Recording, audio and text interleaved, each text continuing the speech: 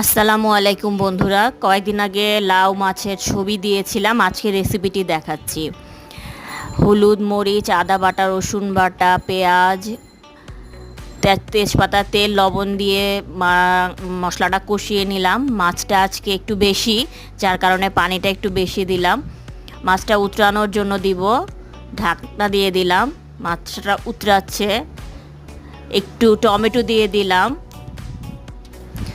মাছটা ভালো করে সিদ্ধ হয়ে গেলে উঠিয়ে রাখলাম। এবার লাউ দিয়ে দিচ্ছি। লাউগুলো সুন্দর করে পিস পিস করে কেটে দিচ্ছি।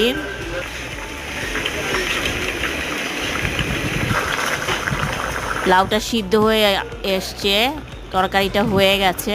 বন্ধুরা দেখুন ফাইনাল। আজকে রেসিপিটি দেখাচ্ছি বন্ধুরা, কেমন লাগলো কমেন্টে জানাবেন। রান্না করে খাবেন কিন্তু।